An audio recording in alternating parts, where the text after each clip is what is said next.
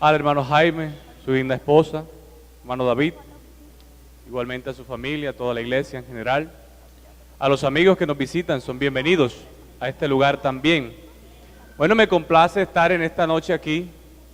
Le doy gracias al Señor por este bello privilegio de poder compartir las bendiciones de Dios con ustedes. Bueno, vengo de la ciudad de Pasto, aunque soy de Corozal, Sucre.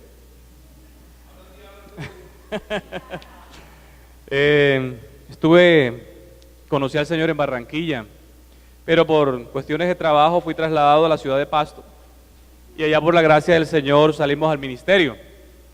Estamos administrando una obra en proyección en la ciudad de Pasto, en un barrio de la ciudad de Pasto. Y bueno, iniciamos unos 9 hermanos con el apoyo de la iglesia central y ya después de 3 años hay un grupito de unos 30 hermanos. Se han bautizado unos 14 hermanos desde el momento que estamos allí y Dios nos ha ayudado. No ha sido fácil, pero el Señor, que es bueno en misericordia, pues nos ha respaldado y el trabajo en Nariño ha sido lento, pero ha sido una bendición. Les cuento que en Nariño se está viviendo un avivamiento en este momento. Ha sido uno de los departamentos quizás con más dificultades para la evangelización. De hecho, hay lugares todavía como Yacuanquer y otros municipios que hasta apenas el año pasado nos permiten establecer la iglesia. Y le digo nos permiten establecer porque allá sacaban a los hermanos a piedra todavía. Y cuando se hacía alguna campaña, intentaban quemar los vehículos, los rayaban. Algunos hermanos eran maltratados, sus negocios. Y el ambiente no era el mejor. Pero gracias al Señor ya se pudo establecer la obra. En ese lugar ya tenemos un terreno. Ya se va a construir un templo. Hay unos 5 hermanos. Y ahí va el Señor haciendo la obra, hermanos. Sus oraciones por Nariño es una bendición. Una tierra muy linda, muy bonita. Se le conoce como la ciudad sorpresa a Pasto, porque la verdad uno se lleva muchas ideas, pero cuando realmente la conoce, la verdad que la idea que uno tiene es muy distinta. Es una ciudad muy bonita, la gente acogedora, pero como le digo, siempre impera un poco la religiosidad, pero Dios nos está ayudando. En este momento, en el lugar donde estoy, hermanos, sus oraciones, se está evangelizando, hay un grupito de 30 personas, simpatizantes, y se está haciendo un trabajo muy fuerte. Esperemos que este año Dios nos dé una bendición especial, que se puedan bautizar algunos hermanos, y también que puedan ser llenos con el Espíritu Santo. Apenas se están formando los comités, ya tenemos la junta local, los jóvenes, las dorcas, pero hacen falta otros comités, los varones, por ejemplo, hay una necesidad muy grande. Tenemos muy pocos hermanos varones, hay 7 hermanos, de los cuales uno solamente tiene el Espíritu Santo. Y bueno, la idea es que los hermanos empiecen también a servir al Señor. Usted sabe que la responsabilidad del sacerdocio cae sobre el varón. Y normalmente la mujer es la que siempre, hermano, ha sido la que ha dado el primer paso. Así que están llegando las mujeres y detrás de ellos vienen los esposos, pero nuestro interés también es que los esposos puedan buscar del Señor, llenarse de Dios y servirle al Señor. Amén. Entonces, sus oraciones por esta obra. Estoy en el barrio La Carolina, es la comuna 12 de la ciudad de Pasto, y ahí estamos trabajando por la gracia del Señor. Amén. Con muchas necesidades, es una obra que inicia. Gracias al Señor, pues tenemos un lugar en arriendo. Usted sabe que ese lugar está en un estrato 3, los servicios y todo es un poco costoso y tenemos que cambiar de lugar. En el lugar donde estamos es muy pequeño, es de 6x5, ya necesitamos trasladarnos y siempre los costos varían bastante. Entonces, hermanos, sus oraciones para que Dios nos ayude. Amén. Bueno, les invito a estar en pie. Eso es un poco acerca de la introducción de la obra, de cómo está Nariño. Como les decía, Nariño es un departamento muy lindo, pero necesita de Cristo. Amén. Vamos a leer en segunda de Pedro, capítulo 1. Vamos a leer el capítulo 1 del verso 1 al verso 11. Amén. Segunda de Pedro, capítulo 1, vamos a leer del verso 1 al verso 11. Dice la palabra del Señor: Simón Pedro, siervo y apóstol de Jesucristo, a los que habéis alcanzado por la justicia de nuestro Dios y Salvador Jesucristo, una fe igualmente preciosa que la nuestra. Gracia y paz os sean multiplicadas en el conocimiento de Dios y de nuestro Señor Jesús. Como todas las cosas que pertenecen a la vida y a la piedad, nos han sido dadas por su divino poder, mediante el conocimiento de aquel que nos llamó por su gloria y excelencia, por medio de las cuales nos ha dado preciosas y grandísimas promesas, para que por ellas llegásemos a ser participantes de la naturaleza divina, habiendo oído de la corrupción que hay en el mundo a causa de la concupiscencia, vosotros también, poniendo toda diligencia por esto mismo, añadid a vuestra fe virtud, a la virtud conocimiento, al conocimiento dominio propio, al dominio propio paciencia, a la paciencia piedad, a la piedad afecto fraternal y al afecto fraternal amor, porque si estas cosas están en vosotros y abundan, no os dejarán estar ociosos ni sin fruto en cuanto al conocimiento de nuestro Señor Jesucristo. Pero el que no tiene estas cosas tiene la vista muy corta, es ciego, habiendo olvidado la purificación de sus antiguos pecados, por lo cual, hermanos, tanto más procurad hacer firme vuestra vocación y elección, porque haciendo estas cosas no caeréis jamás, porque de esta manera os será otorgada amplia y generosa entrada en el reino eterno de nuestro Señor y Salvador Jesucristo. Amén. Pueden tomar asiento, hermanos. Bueno, agradeciendo una vez más al Señor y a nuestro hermano Jaime la confianza por permitirme esta parte. Vamos a hablar un poquito acerca de estos principios que habla la palabra del Señor. Yo creo que todos nosotros los cristianos tenemos un anhelo, y uno de los anhelos que tenemos es no caer, ¿cierto? Permanecer fiel. Creo que de nuestros anhelos es estar firmes en el Señor. Y además de esto, queremos entrar en el reino de los cielos. ¿Sí o no? Por eso estamos aquí.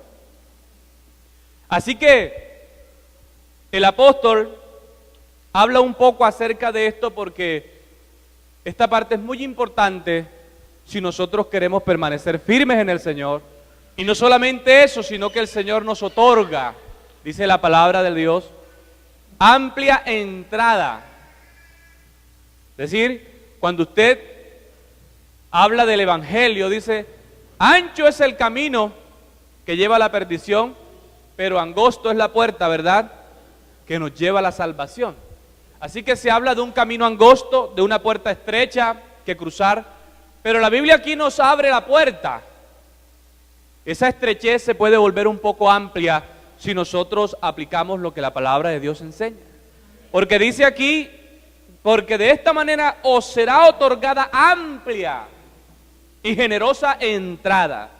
Si el justo con dificultad se salva, ¿dónde queda el impío y el pecador? Así que si nosotros queremos que se nos abra esa puerta para que nos facilite la entrada al Señor, prestemos atención a lo que la palabra de Dios nos dice, apliquémoslo a nuestra vida y entonces estaremos firmes, no resbalaremos jamás y la puerta de los cielos se nos abrirá de par en par. ¿Qué tal le parece? Esas son las bendiciones, las promesas riquísimas que el Señor nos ha dado. Y aquí el Señor nos da una escalera de cómo nosotros poder alcanzar esa bendición. Y la primera empieza por la fe, ¿cierto? Ya que hemos recibido bendiciones del Señor, hemos recibido promesas de Dios, nos ha hecho partícipes de su naturaleza divina, porque hemos recibido el Espíritu Santo, ¿cierto? El Señor nos dice entonces, vosotros, poniendo toda diligencia,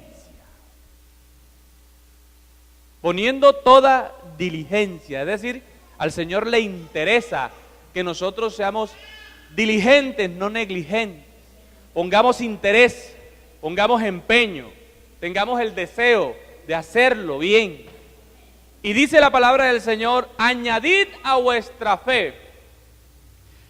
Lo primero que el Señor menciona es la fe, porque hablamos de la casa y cuando nosotros queremos construir una casa, pues lo primero que trabajamos es a los fundamentos. Y sabemos que nuestra fe se ancla en Cristo Jesús, ¿cierto?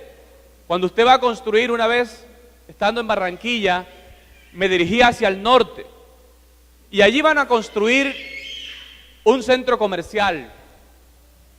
Resulta que cuando me dirigí hacia la universidad, miré hacia el costado derecho y quizás habían como unos 20 metros de profundidad donde estaban sacando arena. Y eso era gigantesco, la vía pues estaba por encima, estaban unas latas y allá al fondo se veía ese hueco. Y lo primero que se me vino a mi mente fue, aquí se va a construir algo grande. Claro, ahora es el centro comercial más grande que tiene Barranquilla. Muy alto, muy grande. Está al norte de la ciudad. Y me di cuenta entonces, porque el Señor en todas esas cositas le habla a uno, que lo primero que Dios hace en la vida nuestra es sacar toda esa cantidad de cosas que uno tiene en el corazón. Toda esa maldad. Porque aquí lo dice, el Señor nos, habiendo oído de la corrupción que hay en el mundo, toda esa basura el Señor la saca. ¿Para qué? Para darnos el cimiento, que es Cristo. Allí se cimienta nuestra confianza en el Señor. No en nuestros padres, no en nuestro empleo, no en nuestros hijos, no en nuestro dinero, no en nuestros ahorros, no en lo que tenemos, sino en Dios. Allí fundamentamos nuestra confianza en el Señor, la fe. Y dice, ya que ustedes tienen la fe puesta en el Señor, añadan a esa confianza, a esa fe, ¿qué dice en primer lugar? Virtud. A mi pastor, hermano Jaime, le gusta mucho la traducción viviente. Dice de otra forma. Dice la palabra del Señor,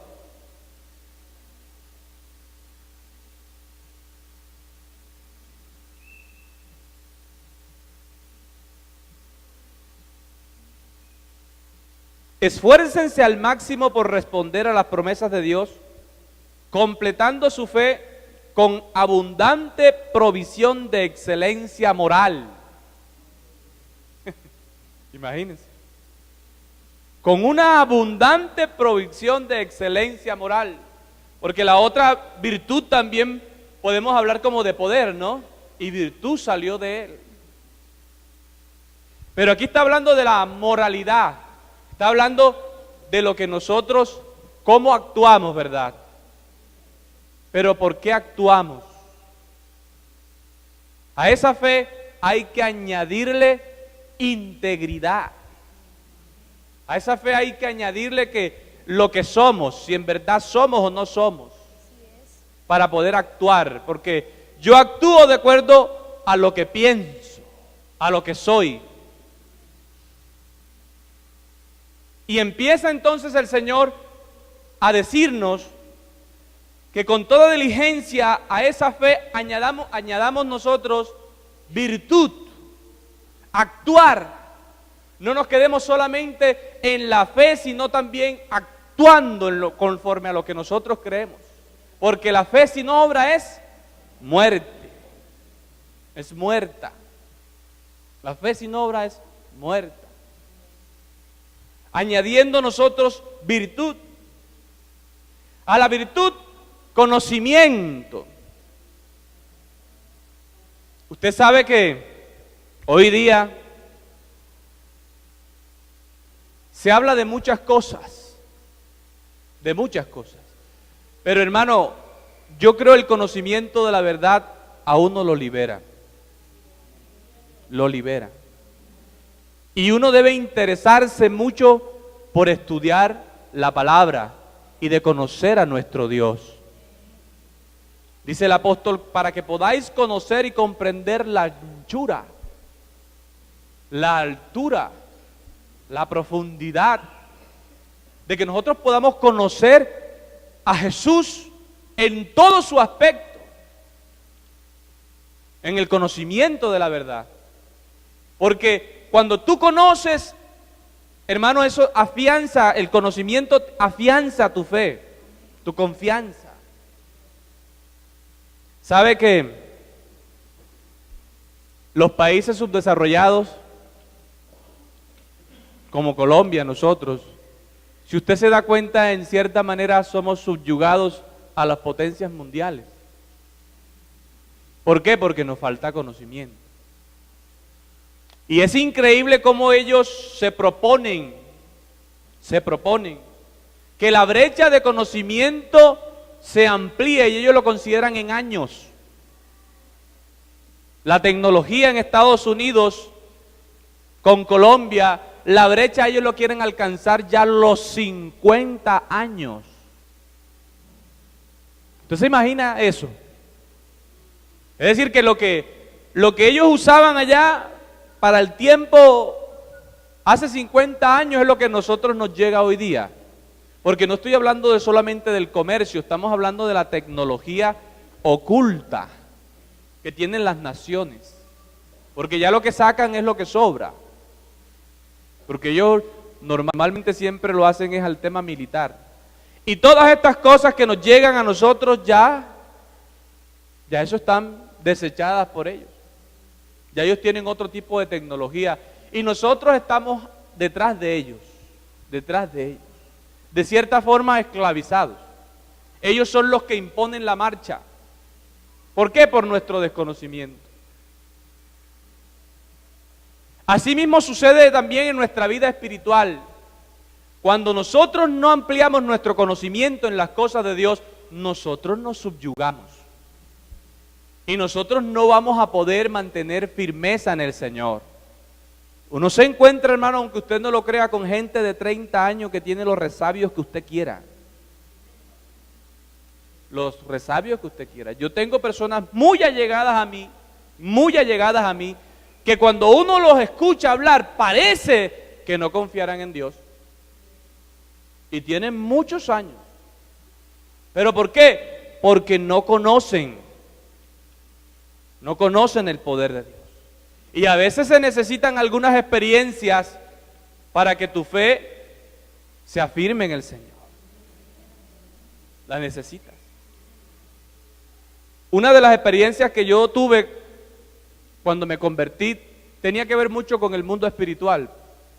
Porque usted sabe que cuando uno recién convertido y uno de pronto si tiene como ciertas influencias espirituales en el mundo, cuando llega acá es peor. Cuando uno empieza y no conoce de Dios, empiezan los ataques espirituales y uno piensa como que se va a volver loco, y vienen pensamientos y cosas en las noches y se mueven cosas. Algunos han experimentado esas cosas. Pero eso hace que uno se vuelva esclavo del temor, del miedo. Y entonces yo pasaba angustiado. Y pasaba como, no sé, como si algo me fuera a pasar. Y hablaba con mi pastor y mi pastor me decía, pero es que yo veo que a usted no le está pasando nada, se está ahogando en un vaso de agua. Pero como tampoco él vivía la experiencia que yo estaba viviendo. De todas formas, la única manera de salir de esa situación fue conocer el poder de Dios. La única. Hasta que yo no entendí que Dios era todopoderoso, porque es que a veces uno lo sabe, pero no lo ha experimentado. Y eso es diferente. Hasta que uno no se da cuenta que Dios tiene autoridad sobre todas esas cosas, o uno no lo experimenta, uno no sale, vive esclavo de esa situación. Hasta que uno logra vencer eso Primero por el conocimiento y luego por la experiencia misma que Dios te da. Y te ayuda a afianzar la confianza en Dios. Hasta tal punto de que a ti te llaman, no hermano, hay un endemoniado, vamos. Entonces, uy no, yo no voy para allá. Pero hermano, ¿por qué vamos si eso no tiene nada? ¿Cómo así que no tiene nada? Y la gente, algunos le tienen miedo. A esas experiencias les tienen miedo. ¿Pero por qué? Porque no tienen conocimiento. No tienen esa experiencia en Dios que les va a ayudar a servir. Y sigue, no solamente virtud, sino conocimiento, y el conocimiento, sigan leyendo conmigo, ¿qué dice? Dominio propio. En la versión antigua habla de templanza, dominio propio, control. En la versión, el control propio. Porque es que, hermano, el espíritu de los profetas está sujeto ¿a quién? A los profetas. Y el Señor nos ha dado el espíritu para que no andemos en cobardía, ¿cierto? Porque no nos ha dado un espíritu para que andemos en temor, sino que nosotros andemos en confianza. Y ese espíritu me va a ayudar a mí a controlarme. Y yo pueda tener control de mí mismo. El apóstol Pablo, ¿sabe cómo lo hacía? Muriendo. No voy a dejar que las viandas, ni voy a dejar que nada me domine. No voy a dejar que la gana tome control de mi vida. ¿Sí dice así, no? No voy a permitir que ninguna de estas concupiscencias ni apetitos carnales que hay en mí tome control, no. Por eso yo todos los días muero, con Cristo estoy juntamente crucificado y ya no vivo yo, mas vive Cristo en mí. Y ahora lo que vivo en la carne, lo que vivo en este cuerpo, lo vivo ¿cómo? En la fe del Hijo de Dios. Es decir que yo voy a tener control de mí mismo, pero no por mi fuerza de voluntad. Porque recuerden que esto es parte del fruto del Espíritu Santo. Solo que yo me tengo que doblegar para que Él crezca y yo mengue. Es la única manera de que yo me pueda controlar, que yo tenga dominio propio, dejando que el Señor tome control de mí, de mis acciones. Yo no haré lo que Cristo nunca haría. Y de esa manera me voy a controlar. Dominio propio.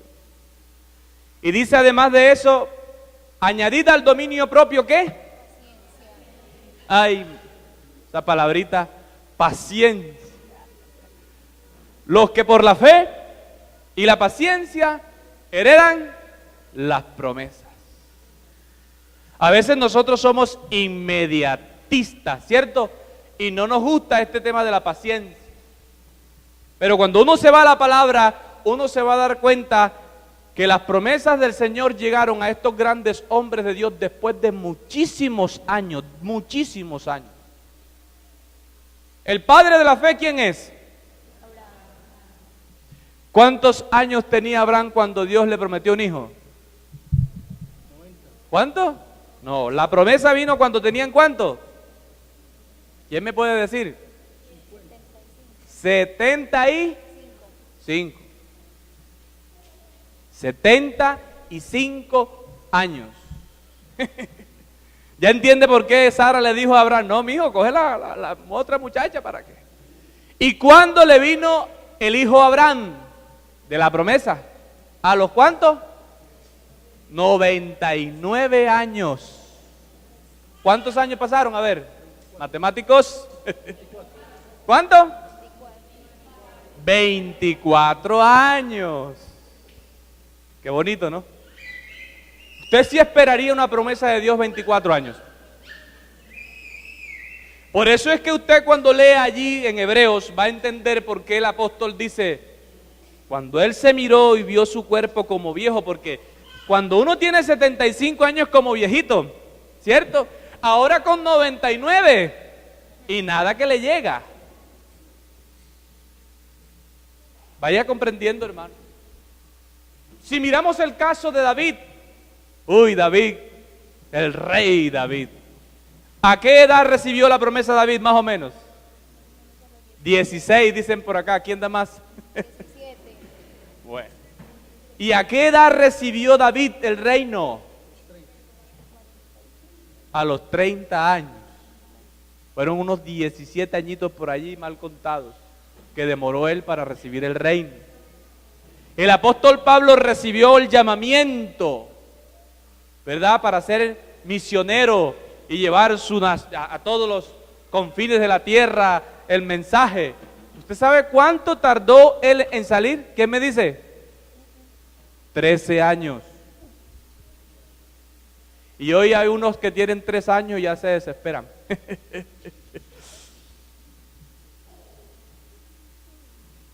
¿Sí ve lo importante de la paciencia? Y eso que no les he hablado de Job. Nosotros somos inmediatistas. Si le dijeres a este monte, trasládate a la mar, él se haría, ¿cierto? Lo haría. Pero ahí no dice cuándo. ¿O sí dice? Él dice el Señor, si tú le dices a este monte que se eche a la mar, él se va.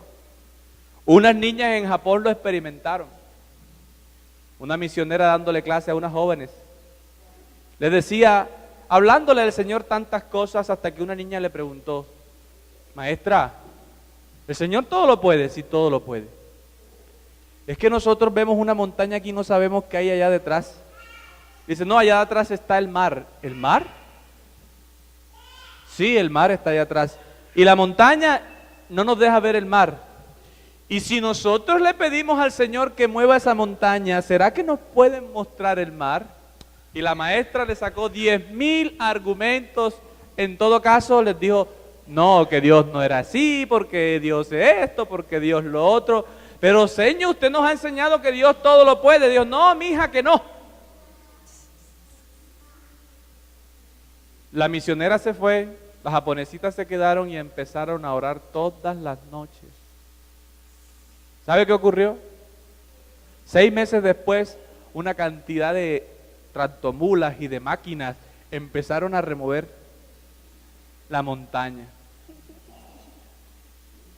Cuando la misionera regresa, no encuentra a ninguna de las niñas y le pregunta, ¿dónde están? No, están allá arriba en el 3er piso, y sube. Y cuando ella mira, para sorpresa suya, ¿qué es lo que pasa? ¿Dónde están las niñas? Todas mirando el mar. Y cuando ella mira, abre la boca y se queda. ¿Y qué le pasó a la montaña? Señor, Señor, le pedimos al Señor que nos moviera la montaña y nos las movió. Y ella se fue corriendo donde el alcalde a preguntarle que qué había pasado con la montaña. Y le dijo, maestra, lo que sucede es que hubo en la vía un deslizamiento y empezó a hundirse la carretera. Se destruyó toda la carretera. Y entonces empezamos a hacer unos estudios y la única manera donde podíamos hacer la carretera era por esa montaña y tuvimos que quitarla. Y le preguntan, ¿y desde cuánto tiempo hace eso? No, eso hace unos 6 meses más o menos que ocurrió cuando las niñas empezaron a orar. Entonces a veces nosotros queremos que Dios nos haga todo así, porque somos inmediatistas. Y como ahora eso es lo que nos meten por la televisión, ¿cierto? Entonces yo tengo un cáncer y tiene que ser sanado ya. Si tengo una dolencia, tengo que, ya. Todo ya. Naranja, fruta ya. Papaya ya. Piña ya. Todo es así. Pero hay que añadirle paciencia, hermano. Es que este temperamento mío no me lo cambia nadie. Dios mío, ya estoy desesperado, y patea la silla. ¡Pah! No te preocupes, que Dios sí te va a cambiar, pero con paciencia. Pónselo todos los días en la presencia de Dios y Él te va a ayudar. Si nos ha cambiado una cantidad de cosas, Él terminará. El que empezó en vosotros la buena obra la perfeccionará hasta el día de su venida. Pero ten paciencia. Hermano, corramos con desesperación la carrera que tenemos por delante, dice la palabra del Señor, ¿cierto? ¿Cómo dice? Corramos con paciencia. la casita, la educación, el trabajito, no me sale, ya tengo un año desempleado y nada, y todo es así. Hay que actuar, pero hay que tener paciencia, conocimiento. Sigue la palabra del Señor diciendo, ¿a la paciencia qué? Piedad. Acá dice, con sumisión a Dios. Usted sabe que ser piadoso es ser bueno. Y ser bueno realmente es obedecer al Señor. Ser bondadoso, amar al prójimo, ¿cierto? Ayudar a los demás. Ser amable. Ser piadoso es eso, ser bueno. El impío que es todo lo contrario, ¿cierto? El impío no tiene temor de Dios, el impío nada de eso. Pero el que es pío, la persona que es piadosa, es una persona sujeta, es una persona temerosa, es una persona reverente, es una persona sujeta, sobre todo sumisa a las autoridades, al Señor, a lo que la palabra de Dios manda. Y todas esas cositas van sumando, porque hay gente que es rebelde. ¿Qué me va a enseñar usted? Nosotros todos aprendemos, todos. Yo he aprendido mucho de mis hijas, muchas cosas. He aprendido yo de mis hijas y de mi hijo, muchas cosas. Yo le decía a mis hermanos, uno cuando está pequeño y en la costa sobre todo, hay mucho machismo. Y usted sabe que de pronto aquí también, cuando uno se caía, uno no se podía llorar porque enseguida, ¡párese enseguida, límpiese! No, los machos no lloran, ¿sí o no? Y uno no podía expresar los sentimientos. Y eso en la hora de parejas, uno tiene problemas. Yo estuve aquí cuando estaban enseñando sobre el tema de pareja. Y la verdad que a mí una de las cosas que me cuesta trabajo es manifestar mis sentimientos. Pero precisamente por todas esas cosas que a uno le enseñan cuando chiquito. Y yo siempre les digo, no, mi hijo es muy cariñoso. Y cada rato, papi, te quiero mucho. Y viene y me da un beso. Y me abraza. Y él es muy tierno. Y yo igual lo abrazo. Y él me ha enseñado a expresar, aún con sus hermanas y con mi esposa, porque mi esposa es, tú no le abrazas a uno para nada, si no te lo digo no me abrazas, y mami, entonces cuando yo voy a abrazarle, no es que uno no quiera, sino que uno no lo expresa. Entonces me toca abrazarla, me toca no.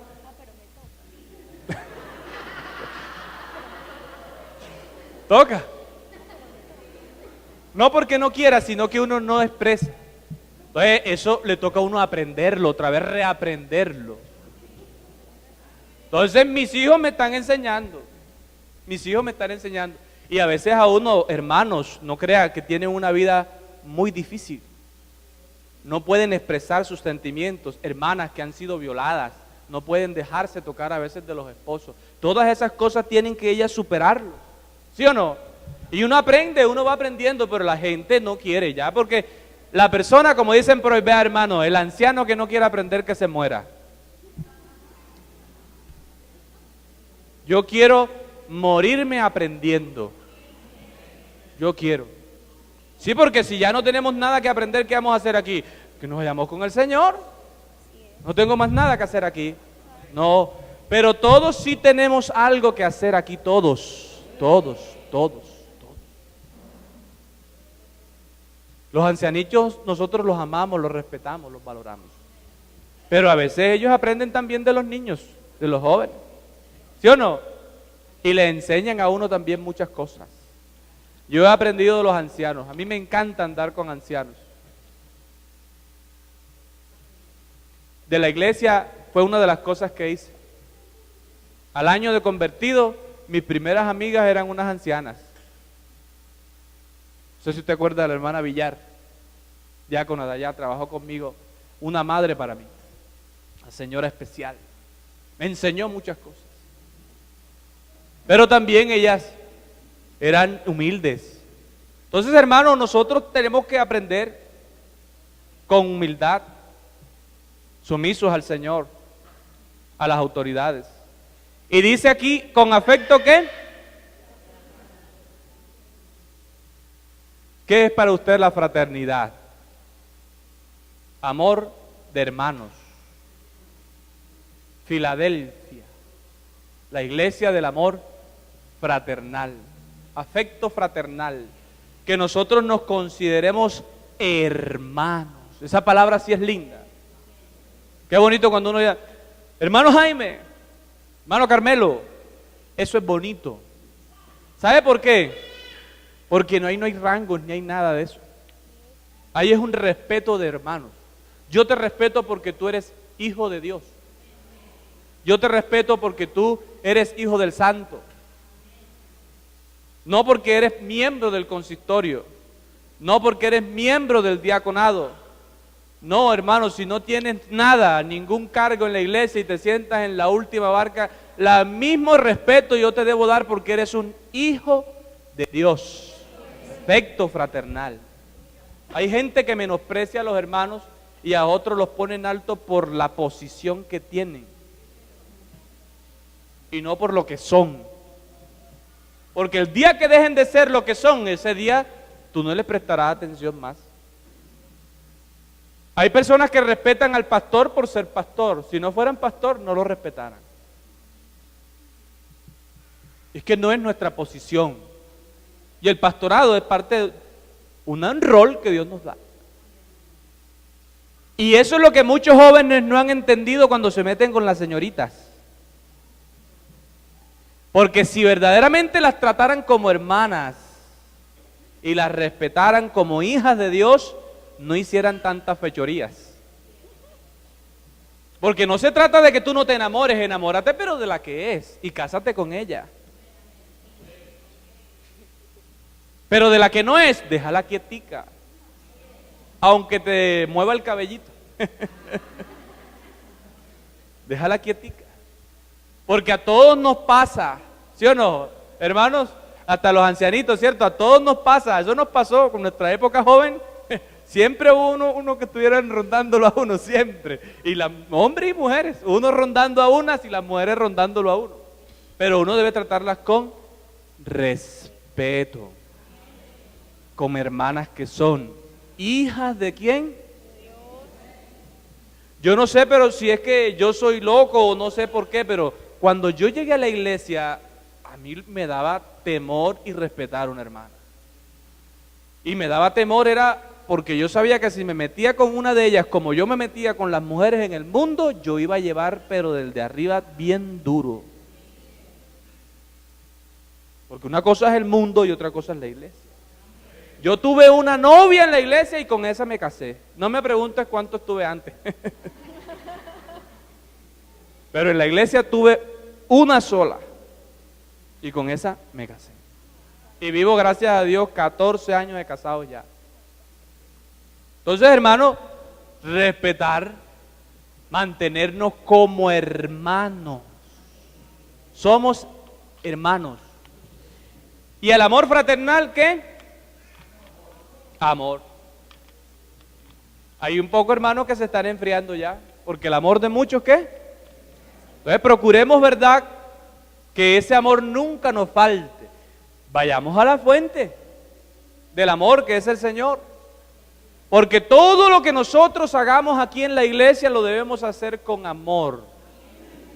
A nosotros nos dicen cuando vamos a salir al ministerio, ¿usted por qué va a salir al ministerio? Bueno, hermano, primero amor a Dios y segundo amor a las almas. ¿Y por qué? Hermano, porque la única manera de que uno se aguante una cachetada, un escopitajo, una cerrada de puerta, un maltrato, una injuria de la gente, sabiendo que yo tengo que salvarlos, lo único que cubre todas esas faltas, ¿qué es? Bueno, ya se da cuenta cómo es el amor de un misionero. Por eso que a nosotros dice que somos como las cucarachas que nos van echando y nosotros para adentro, ¿no? Porque nosotros no es que seamos insistentes, sino que realmente amamos a la gente. Queremos que la gente se salve. Así que cuando tú te pares aquí, hazlo por amor, no por reconocimiento, ni para que te aplaudan, ni para que te digan que eres el que cantas más bonito. No, no, no, no. Hazlo con agradecimiento. Ay, Señor, lo voy a hacer con todo el amor del mundo, aunque de pronto me equivoque. El primer trabajo que hice yo en la iglesia fue un trabajo para escuela bíblica vacacional.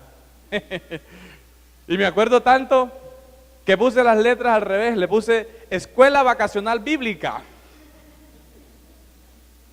Entonces coloqué B pequeña y después la B grande. Y entonces un hermanito la miró así, ¡ah, te equivocaste tal cosa y se burló de mí. Imagínense, lo primero que yo hacía para la iglesia. Y yo le dije, Señor, tú sabes que lo hice con amor. Porque a veces pasa, ¿cierto? Uno le pone todas las ganas, a veces hasta se trasnocha. Y la gente, a criticar, para criticar lo más fácil que podemos hacer es criticar el trabajo de otros, ¿sí o no? Pero si supieran lo que les cuesta. Hacer las cosas con amor.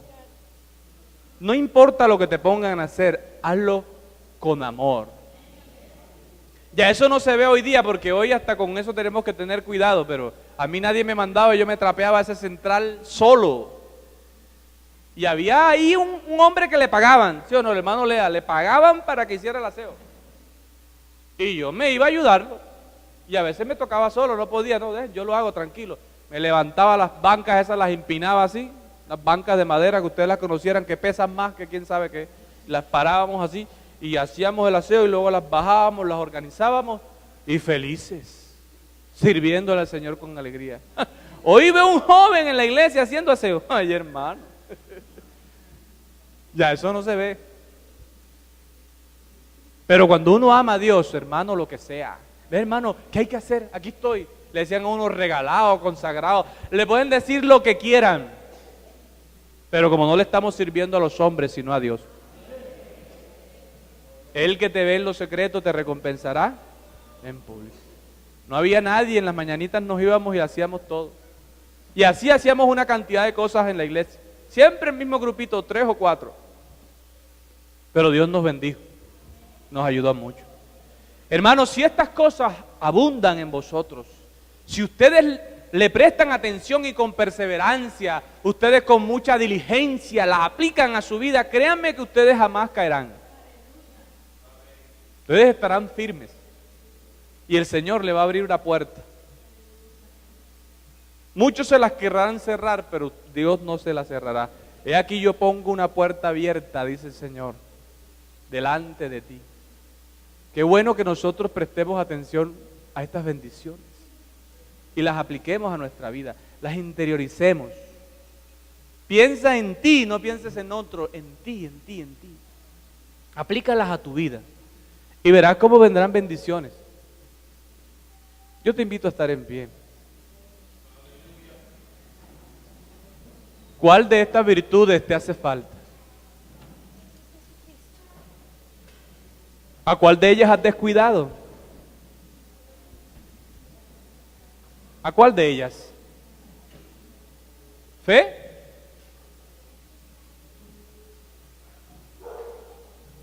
¿Cuál de ellas? O quizás la paciencia.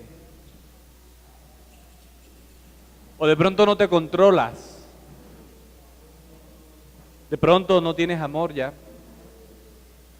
No eres sumiso. Pero yo sí te invito, hermano querido, a que reflexiones un minuto y le pidas a Dios que nuevamente avive ese deseo, esa virtud, esa diligencia en ti. Dicen algunos que dejan su primer amor, ¿verdad? Es que porque de pronto cuando nosotros nos enamoramos del Señor, eso era una experiencia linda, pero ya después como que ya nos da lo mismo, si oramos o no oramos. Nos da lo mismo si nos levantamos temprano a orar o no. Si pedimos al Señor dirección o no, ya eso como que es lo mismo, ¿no? Ojalá que pongas diligencia en cada uno de estos aspectos de tu vida. Y verás cómo el Señor te va a bendecir. Te va a bendecir. Vamos a orar. Voy a pedirle al hermano Jaime que nos dirija en oración y sea Él quien nos despida en esta noche. Te damos gracias, Padre nuestro. Hemos recibido tu palabra en esta hora. Qué bueno, Señor, llegar a esa experiencia profunda en nuestra vida cristiana, en que tengamos seguridad de que no vamos a caer. Te rogamos, Señor, que esto que hemos aprendido hoy podamos vivirlo aplicarlo a nuestra vida. Sí, Padre Celestial, ayúdanos, Señor, cada día y permítenos, Señor, llegar a tener tranquilidad. Gracias, Padre bendito, en tu nombre santo, Dios, para tu gloria. Amén, amén. Aleluya. Gloria a Dios, gloria a Dios. Damos gloria a Dios. Aleluya. Pueden sentarse, hermanos, unos minutos.